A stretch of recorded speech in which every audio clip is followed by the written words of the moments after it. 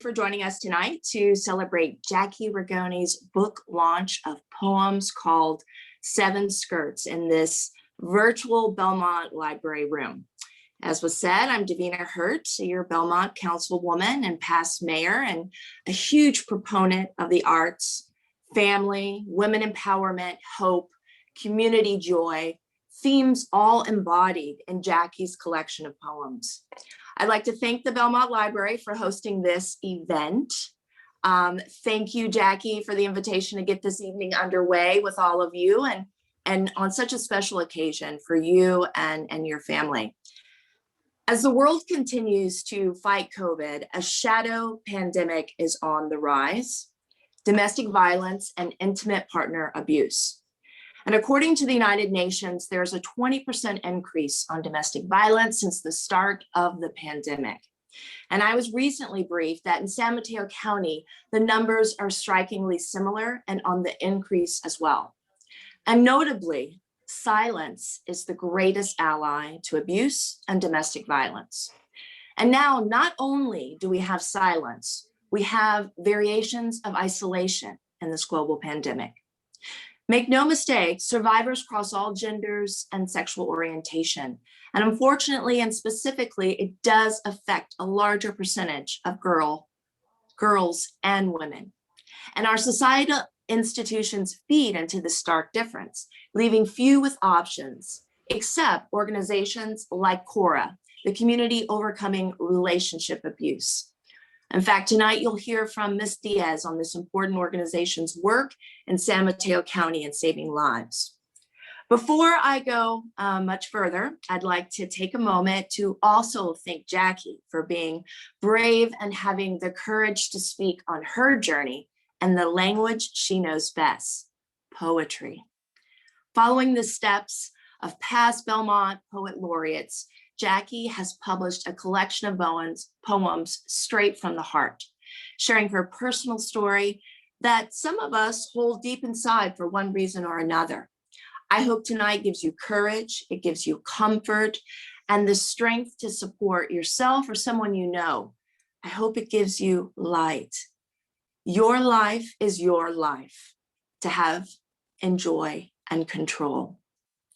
I met Jacki in my first term as councilwoman over a cup of coffee at a bagel shop down at Belmont Shopping Center. And what started off with me explaining how we did things at the city, and I tried to dig into different concerns, it turned to us asking questions about one another and exchanging thoughts on the topics of the day. Her expression of emotion and concern to the future was so pronounced. It was so sincere and so clear. We stayed as acquaintances and became friends, sometimes on the same side of issues and sometimes not, but always sure and clear in our thoughts to one another. But in that day, besides the story of how I got to know Jacki, I want to highlight an important approach I hope others in our community adopt for our shared future together. It can be summed up in a quote attributed to Plato, where he said that you should always be kind because everyone you meet is fighting a battle.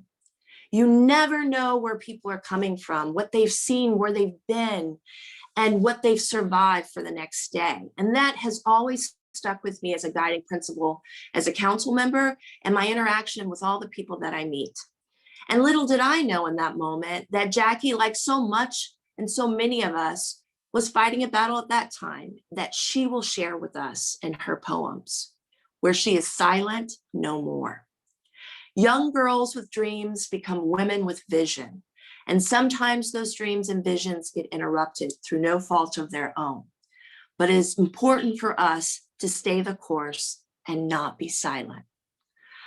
I have heard that statement often of why do people stay? Well, I'm not naive to the fact that some have incredible obstacles preventing them from speaking up. They want to protect their children. They don't want to be homeless. They don't want to be penniless. They fear for their life. They believe they're in love. They feel like they have invested so much and they just want and pray for the light to be turned on in the other person. What will their friends and their family think of them? Loneliness. Who will believe them or not? So the real important question is not why do people stay, but what gives them the courage to leave and speak up and out?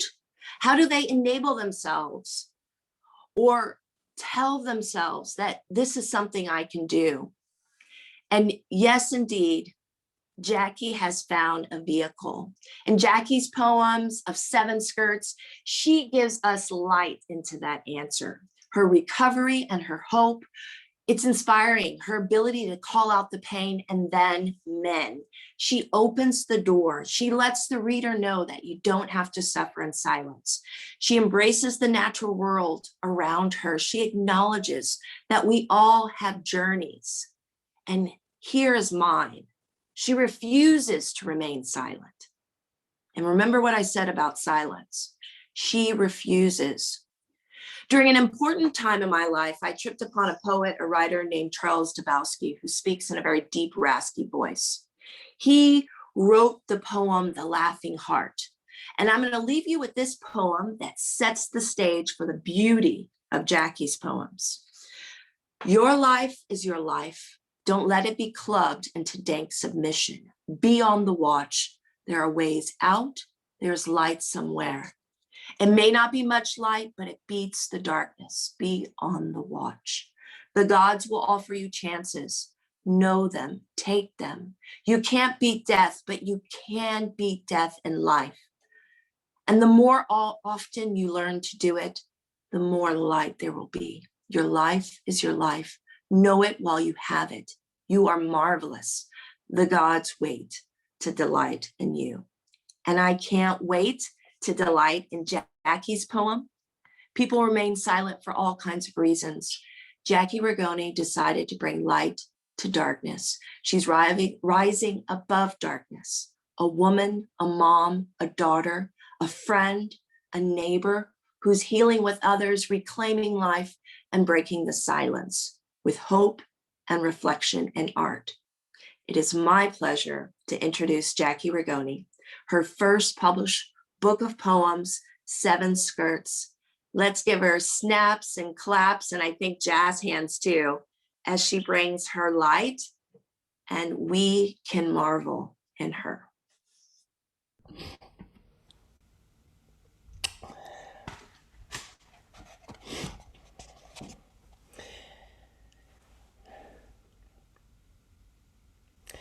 This struggle an offering.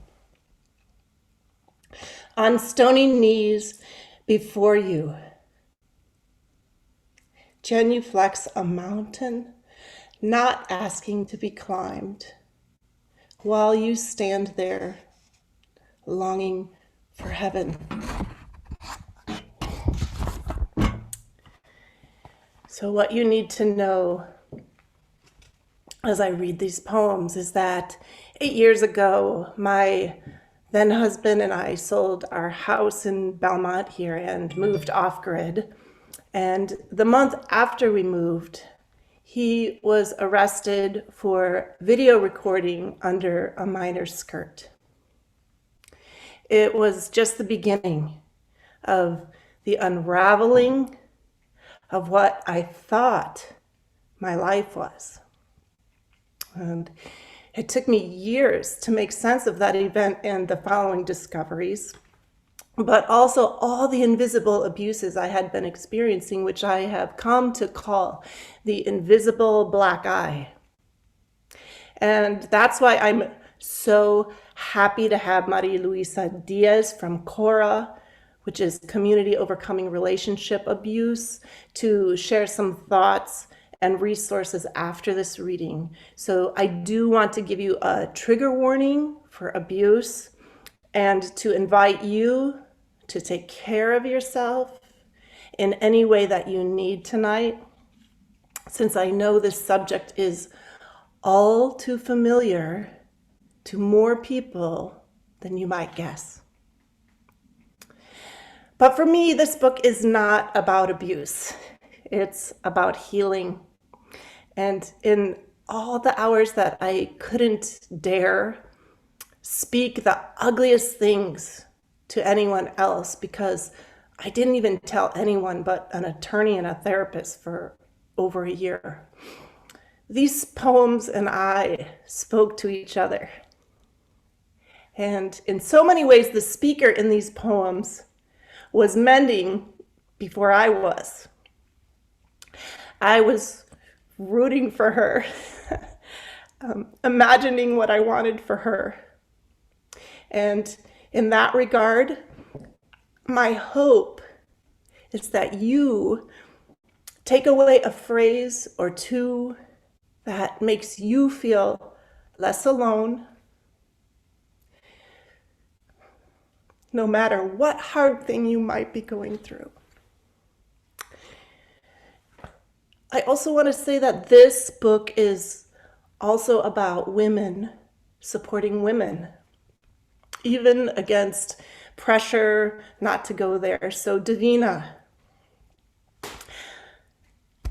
your words were more than I could have hoped for, though I should have known in your eloquence that you would bring such thoughtfulness and love.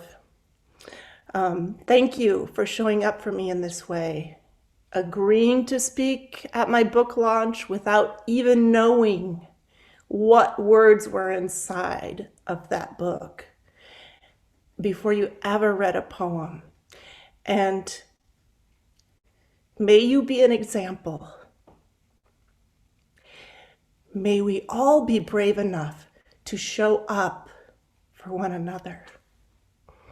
And on that note, I'd like to ask you all, before I continue reading, to take a moment and look around at the people who are here tonight. Each of you here has shown up for me. So thank you. It means everyone here is connected. We are all connected. So thank you for your presence. Thank you for witnessing. This is hard and even a little scary. It's also so liberating for me to see your names and your faces.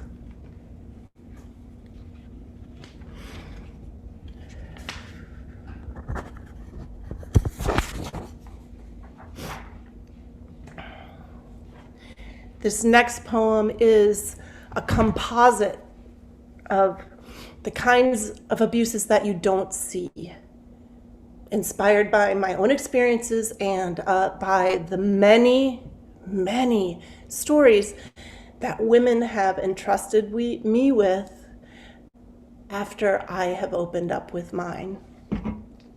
This is called Tell Your Daughters It Doesn't Come in a Jar Labeled Abuse. It lands, soft ping of a penny before rolling under a stove. It comes in costume, a compliment offered and snapped back in the same wink.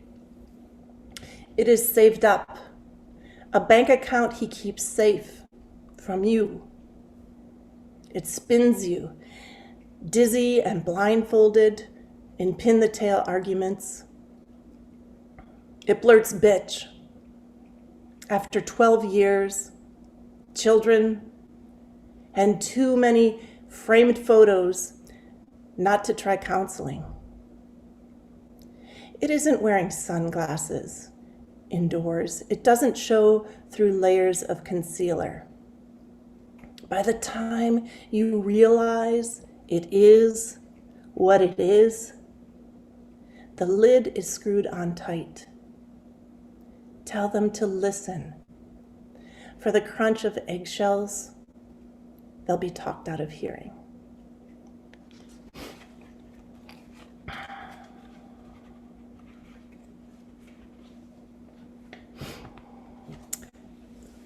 For this next poem, I'd like to give a land acknowledgement that Belmont is on unceded Ramaytush Ohlone territory.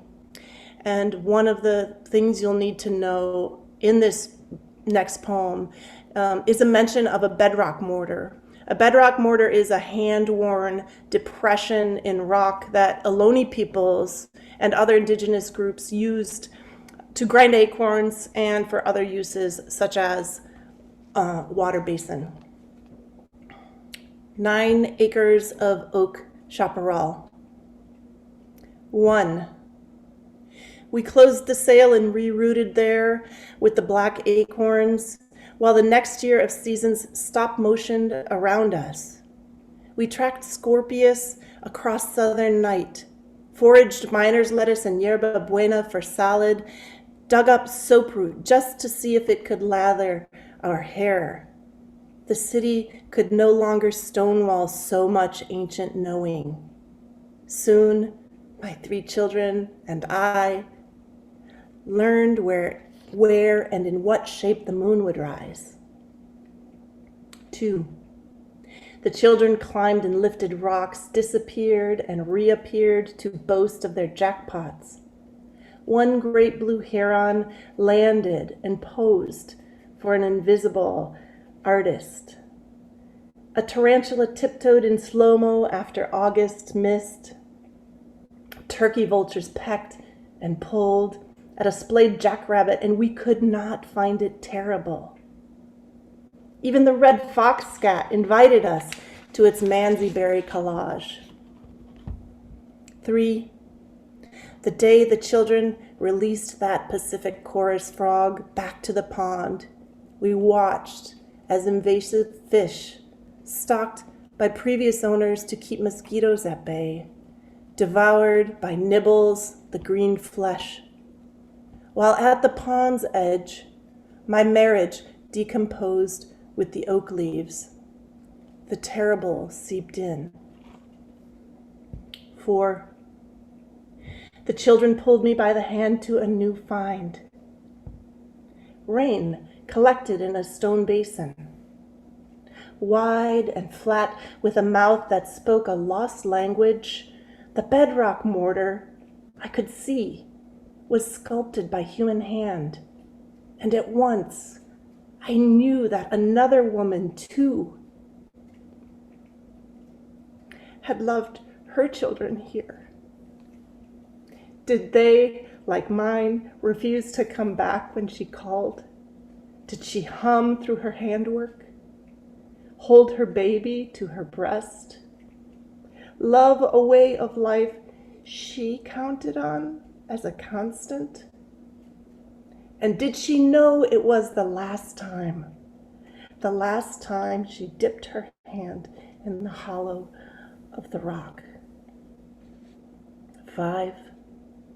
Ice laid a blanket over a pond. The bedrock mortar cradled black oak leaves. In those chaparral hills, where my heart smashed open on green chert, I collected up the pieces to go. And what was never mine to begin with, I bought and sold.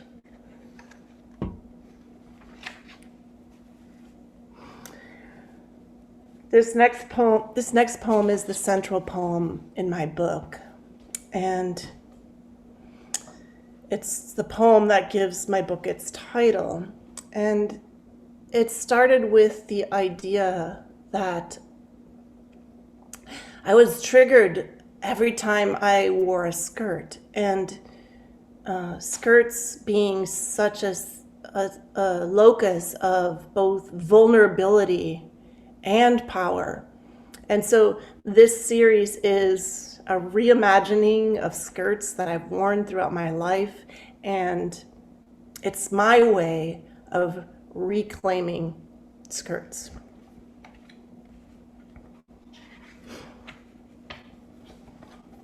Seven skirts.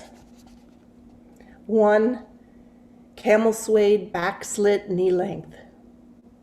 I stand at a stove in my A-line and heels back when he still spun me to salsa trumpets and I still made him pesto gnocchi, back when he'd get angry and I'd say sorry, sorry, back when he hugged hello from behind and I couldn't see him hit record, back when I was his wife, before I was just one of 200 upskirt videos on his hidden hard drive, dressed in my suede effort.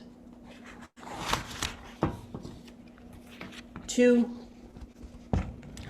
royal blue pleated polyester above the knee. I haven't practiced once since last lesson, but trying to play like I have isn't as awkward as holding it when I really need to go. It's not that my guitar teacher isn't nice, and it's not that I'm shy, so why I don't act 8 and ask for a break, I don't quite know. Stuck to a hard chair, I play until fear crescendos, and I let go right in the middle of tie a yellow ribbon, pianissimo dribble onto the carpet, not even close to keeping time. I strum louder so my teacher won't notice, and mercifully she doesn't, and then mercifully it's over. Natural as sideways can be, I twist bow back to the waiting room, guitar at my side, hiding the drag of cold pleats on my thighs. My mom assures me that it's okay, and no, it's not noticeable at all. And 40 years later, I tell this to my children who beg me to tell it again, tell it again. I don't tell them that surely back there, my teacher is dabbing up the floor and that I'm still changing out of my mom's polite lies. 3, green and white pleated cheerleading uniform. For a late bloomer, the first raw sienna dot on underwear is a relief and way better than the nothing that's been hanging over me since stashing that flowered box my mom handed me in preparation for becoming a young lady. So, no big deal. I mention it to my mom, and she asks if I'd like to borrow her plastic undergarment, she calls it, for just such an occasion, but I say no thanks because it would never work under my uniform, and besides, it's my mom's. Beaggressive, I shout in the middle of the court until I dare the cartwheel to find out if I still can. And scissoring my legs open, I flip around in that mini skirt and that maxi pad. And no big deal, I still can. 4, purple plaid wrap mini. Suburbia safe, bougainvillea sidewalk, runway, sachet, high hemline legs like long levers turning heads 19 years, and all that new power gone. The instant that hand reaches under my hem, takes off rounding the corner before I can scream. All that power palmed right out from under me. Better lower that sass a few inches. Bougainvillea, blushing magenta. 5, navy blue cotton scooter skirt. Somersault, leapfrog, cartwheel, swing, roller skate tag, jump rope, sing, walk like a crab, eat a scab, stub a toe, mark set go, do the splits, spit cherry pits, catch tadpoles in baby food jars, hang upside down on monkey bars, show the whole world my underwear. Don't really give a care. Race bikes to the park, stay out past dark. Ollie, ollie, I'll come free. 6-year-old skipping a skirt, me.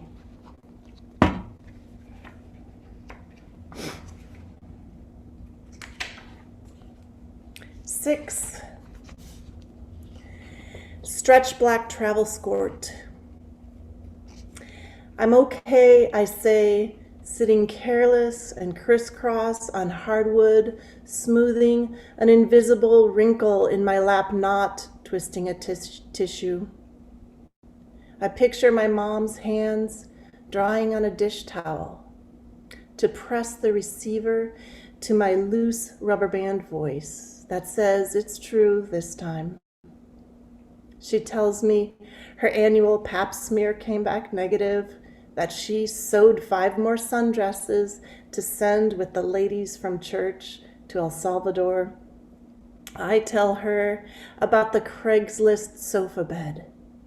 Open the box marked kitchen.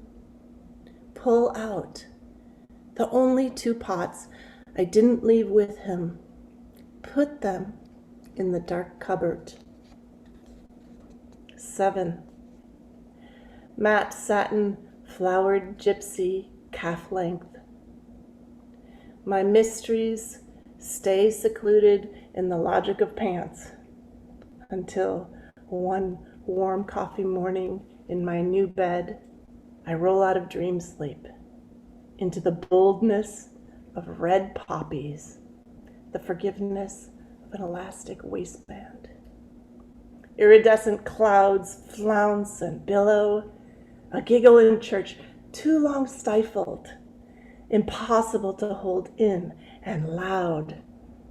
Prodigal daughters skip home, and I know why all the peeking, why all the snatching. A witch-seared truth. What makes us vulnerable is what makes us divine. Every skirt, a cauldron.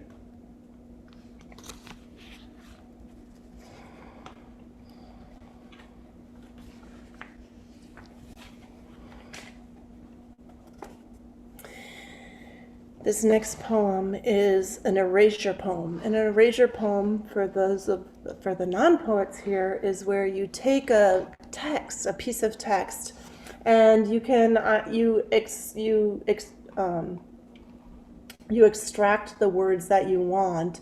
One way is by taking a Sharpie marker and blacking out all of the words that you don't want. So only the words that you do want remain, in the poem lifts itself out of that document. And so this poem, as an erasure, which you don't see in the book, is that it is a court document for a restraining order, and I blacked out all the words I didn't want. It's called Request for a Restraining Order Denied, an erasure. I have personal knowledge of all, and I testify hereafter, hereafter, hereafter. I am living with 100% physical custody of my history.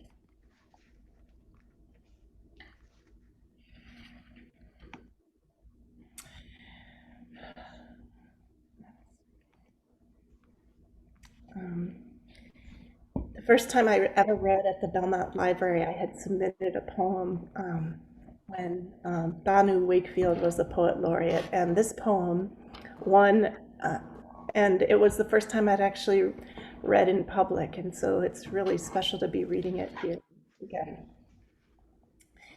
It's called Life, Death, and Breakfast. I know how the salmon wills herself upstream against every force pushing her down. I know how the Canada goose recalls exhaustion like South was just last year and dares reopen her wings. I know how the dandelion shoves her way through asphalt to give the barefoot boy his wish. If only that were all. I know how less sunlight than yesterday and the certainty of even less tomorrow makes the marigold decide she's done. I know how not to be is the answer. Listen, I could talk a jumper down off the Golden Gate with 1,000 reasons why one more day just to steal her place.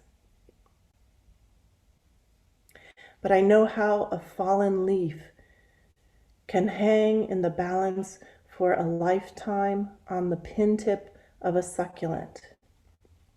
And in the daylight savings dawn, as the sun smears her lipstick in a kiss across a cloudy forehead,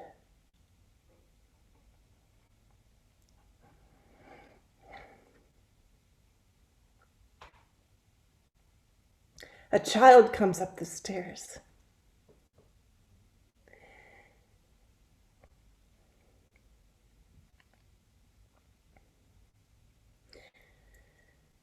And I know how, impossible as it seems, breakfast gets made again.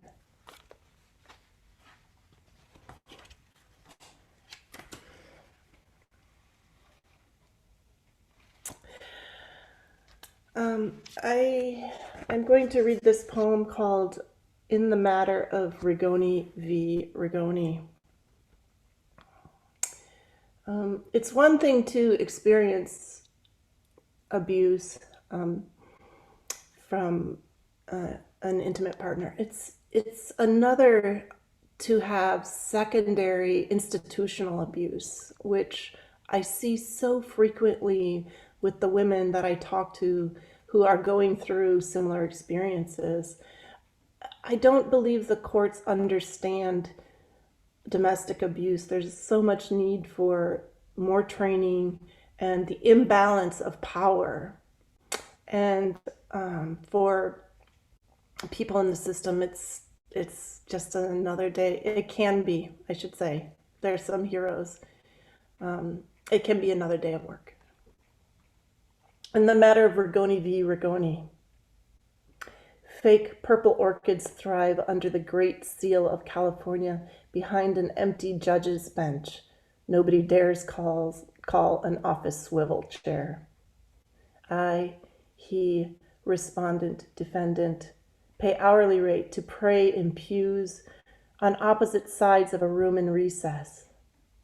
Our 2 silenced cell phones and a bored bailiff permit a clerk to tell the heir and the bailiff that the peanut butter cookie recipe is so much easier than you'd think. The bailiff checks his texts, puts in a call to an invisible boss to say his wife's back just went out, she's home alone with the kid, and can he go home early? While behind the bench, past a 654 judge's chambers plaque, 3 voices dabble in how our 3 children will spend every other weekend and holidays in odd and even years.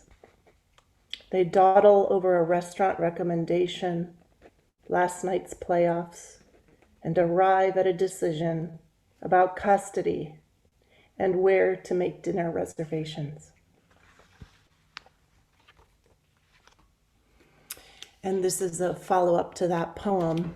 And for this one, at the risk of over-explaining, what you need to know is the myth of Persephone and Demeter. And if you recall from your Greek mythology, Hades takes Persephone to the underworld where she eats she eats the pomegranate seeds, which will keep her down there while her mother makes the myth is for the reason for the seasons, which is that while her daughter is down in the underworld, she makes all the plants die and makes it winter.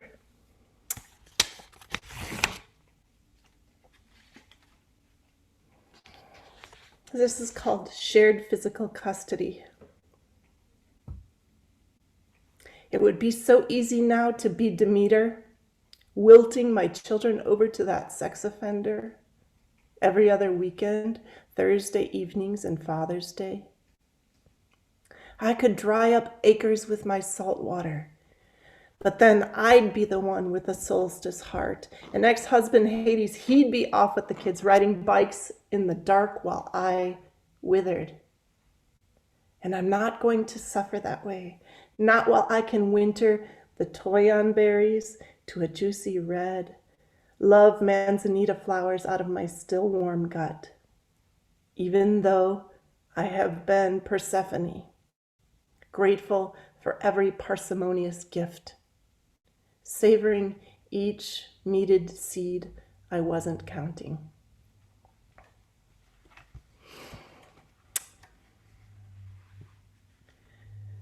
I just have a few more.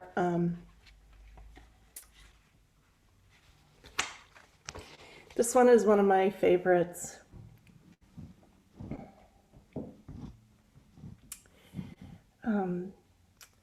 There's a Shusan Kato haiku that I came across during all of this business. And it became the center guiding post for me. And that haiku is, I kill an ant and realize my 3 children have been watching.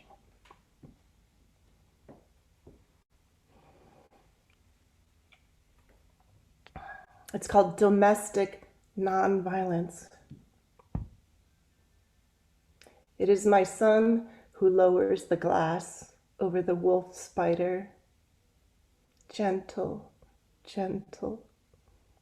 Not to scare or catch her hairy leg under the lip. He slides a paper under. Soft, soft. Lifts her out our new back door. Goes back to his video game. Not the shooting kind.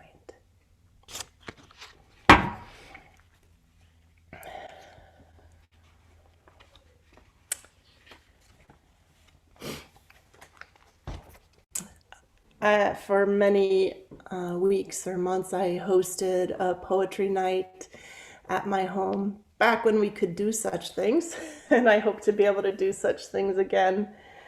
And this is a tribute to my women who showed up on a Tuesday. And by Tuesday, I mean any random time that I needed you. This is an ode to women supporting women.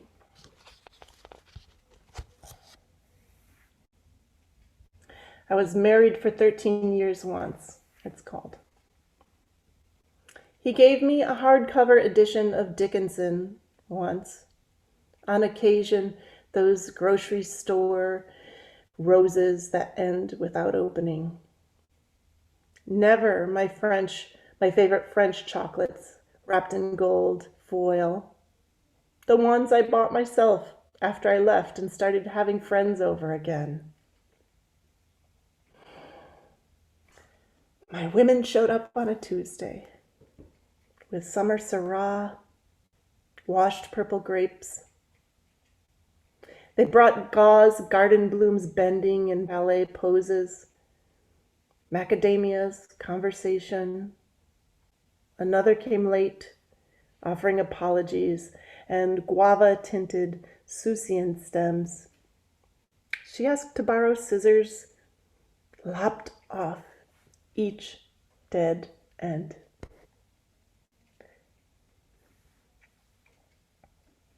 Arranged those loose wildflowers in fresh water, while children interrupted us with their cat chasing and asking for more grapes.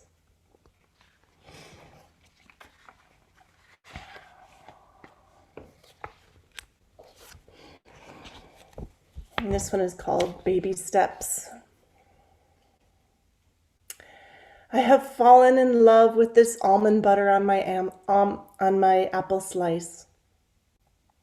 My two silver ladies on their morning turn around the block. This orange and white cat nudging my neck. One day I may again love him. From the other side of the river. First, I'll practice loving this purple dish sponge that didn't always smell like dead flower water. And before I read my last poem, I want to give some acknowledgments. I want to thank Belmont Library for your generous sponsorship and ongoing support from day one, especially Chris Liu, our host tonight, Kayla Figard, Rosemary Jordan, Lynn Fetter, and especially Kathleen Beasley. Davina, thank you for saying yes to supporting my work, and even before you knew what was in it. Mariluisa Diaz, who I hope is here and will be joining us to share resources for our community. And my love to Eileen Casaneto and C. Sofia Ibaralosa, who have brought my work into the world and gave it a place, a home that feels just right. To Thanu Wakefield, my friend, my mentor, my editor, to Luisa A. Igloria and Tayve Neese, who didn't know me but read my work and gave me the most generous blurbs a writer could ask for. Thank you, Lisa Rosenberg, Carolyn Goodwin, poetess Kalamu Shashay, and Kim Shuck. These are the poets laureate who mentored me and paved the way for me. Along with Davina, to Belmont City Council, and to Bridget Shear from Belmont Parks and Rec, who support the Poet Laureate program. It has been an honor to serve, and I will be serving one more month next month of my 3-year term, and we will be looking for the next Belmont Poet Laureate. I also want to thank my sisters, my parents, and my many dear friends who are here and who showed up on a Tuesday. Those mentioned and those not mentioned in the acknowledgments in the book. Thanks to my 3 kids who are here tonight.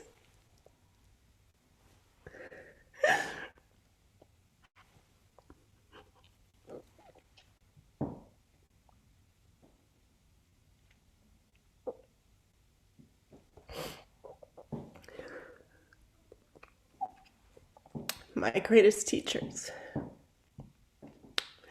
And finally, to the beloved poets of our Belmont Poetry Night community, who have been the first audience for many of these poems, and who continue to support and inspire me each month.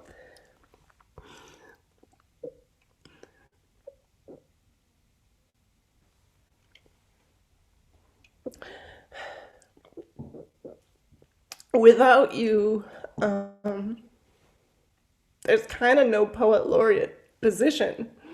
The whole point is to be in community with all of you. And by you showing up each month to share poetry, you have been a part of my healing and that joy that Davina talked about more than ever. we continue to meet on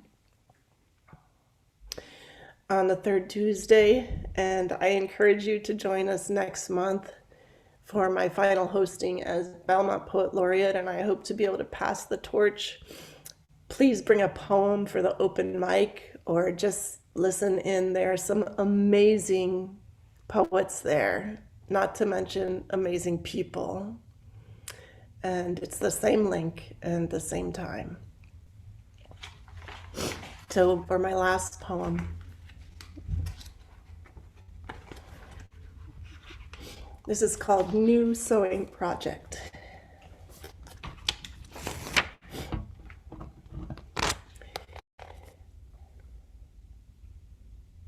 You stitch a morning along the deckled edge of a mountain range cut with pinking shears.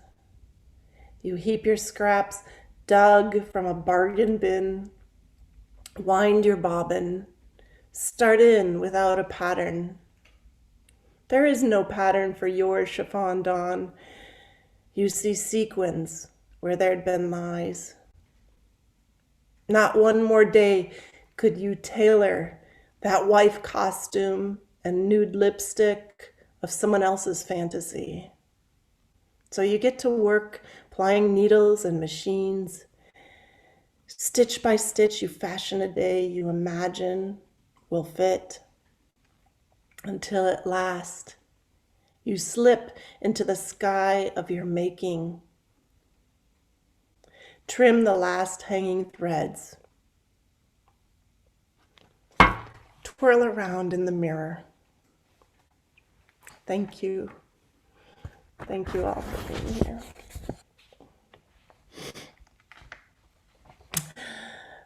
Chris, is Mariluisa here? Yes, she's here. Hi, Mariluisa, I'd like to introduce you. She's here from CORA, which is the acronym for Community Overcoming Relationship Abuse. She's the manager of community education and prevention strategies.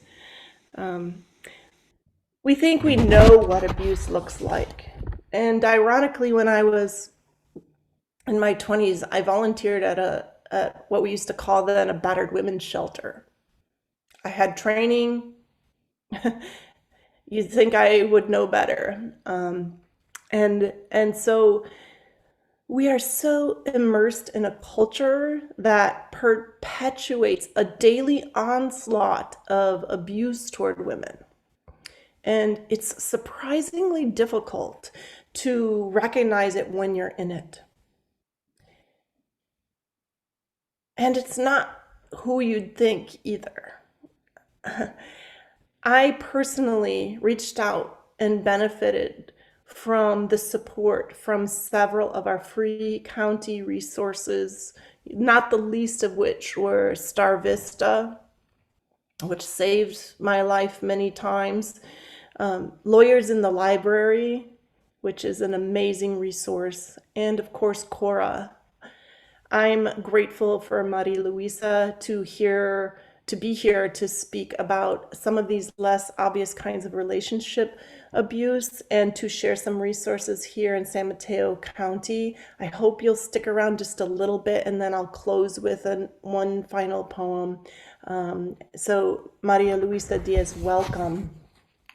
Thank you so much, Jackie, for having me. And it was such an honor to be here and to be able to hear your poetry. So thank you again. And thank you for everyone for having me here. I know that intimate partner violence, domestic abuse, however you want to, you can use those words interchangeably. Sometimes it is a very hard subject to discuss and talk about. But it's an important one because usually there's someone that you know, that you love, people that you've encountered in your life, peers, students, friends, neighbors, someone has been affected by intimate partner violence or domestic violence. So one of the things that I talked to Jackie about is just discussing just briefly about the different forms, because we all know that usually domestic violence is correlated with physical violence. Prior to my time being prior to being an educator, I actually was a direct services advocate for many years, over 10, 11 years, and worked directly with survivors of domestic violence in Northern and Southern California. And many times people were not physically abused, but there were so many other forms of abuse that were happening to them. There was verbal abuse, psychological abuse, financial, spiritual, even social abuse. And one of the biggest things that people usually will see at the beginning of an abusive, unhealthy relationship is isolation. And all of us right now, we're kind of all staring at each other in boxes on a Zoom, right? On a Zoom meeting. And it has been hard for everyone, right? We can't see our friends, we can't see our family, we can't reach out as much as we want. So, especially right now, because of the pandemic, survivors of domestic violence are oftentimes even more isolated. They cannot reach out to people. So it's really important to be able to understand that there's so many different forms of abuse that can happen. And CORA, which is the only domestic violence agency in San Mateo County, we are there to help anyone that even wants to call our 800 line and just talk or vent. They don't have to leave their name. They can be completely anonymous if they'd like. They just want to know, what am I going through? Is this normal? Is this happening to me? Right? Oftentimes too, people may call and they may call again the next time, and the next time they may ask for our services. All of our services are free. All of our services are confidential. So if someone feels the need to reach out or to ask for help, Safe House, mental health services, we even have children's program, it is all free and it is all confidential. And I'm actually going to put in the chat, which I already have it all typed out, our domestic violence phone number. It's an 800 number, and also the link to our website and our services. So another one I wanted to also really say that technology abuse is another form that has really kind of gained a lot of ground, especially since technology is ever changing. Technology, there's something about it that really helps people to be anonymous. It's accessible. And this is something that people need to know more about because you're able to monitor people a lot easier. And of course, domestic violence is all about power and control. It's a consistent use of power and control over another person, right? Either by intimidation, fear, or manipulation. So just knowing about these things can really be helpful, especially if you might be experiencing an unhealthy relationship that can definitely veer into an abusive one.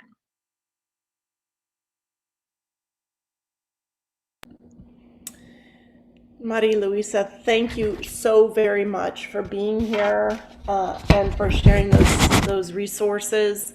It can be really hard to recognize it, like you said. And so what I know is even just picking up the phone and saying, hey, this doesn't quite feel right. Or I feel like I have to walk around on eggshells all of the time. Or there's just this subtle nagging feeling like something's not quite right. And it doesn't, the funny thing is it's not weak people. It's not wimpy women. Very strong, powerful, feminist women can also be find themselves in situations where they need someone on the other line. So thank you, Mariluisa, for the women at CORA and all the people actually at CORA who provide these services to the county. While you were speaking, I got a chance to page through all of the people who are here, and I feel so fulfilled to be witnessed by you all and for your presence here. If you're here, it means you've been a part of my healing, of my poetry, and if you do have the book, if you have read the book, please know that you are in there. You're in there. I hope you find yourself in a word, a phrase, or on a page. I hope to see you next month at our the last Belmont Poetry Night. I had kept a couple options for closing based on how I feel, and I think I'm going to read this one, which is let's see, it's 52. Yeah, I think this is the one.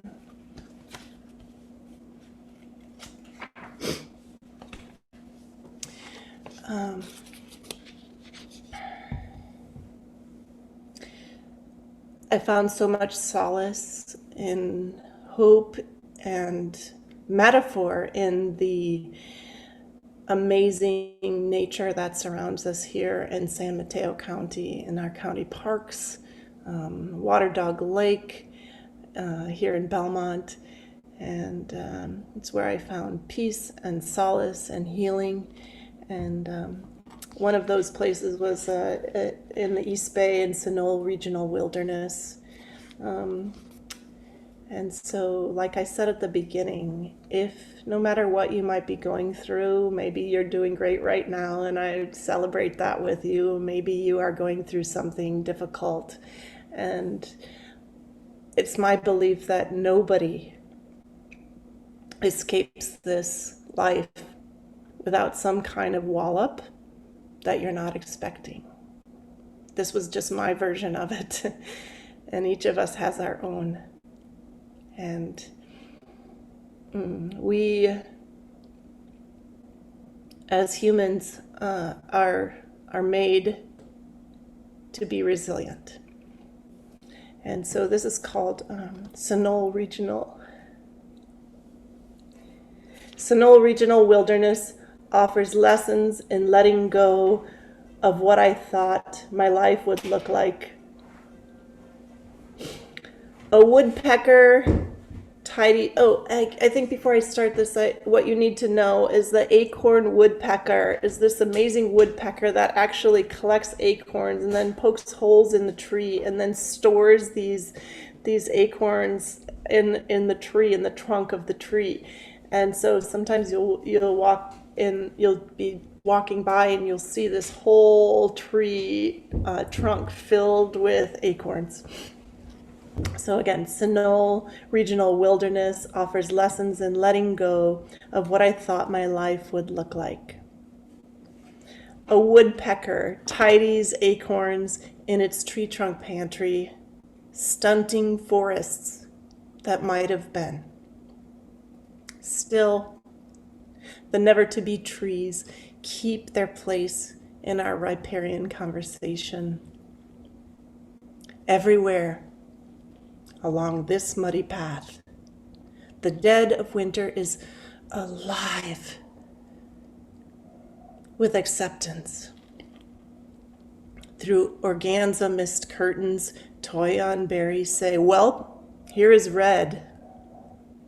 In the greenlessness, turkey tail mushrooms say, here is the expansiveness of brown.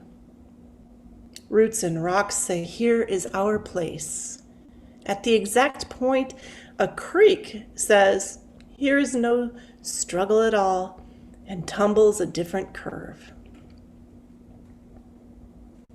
In these woods, no straight lines. Everything built to change course.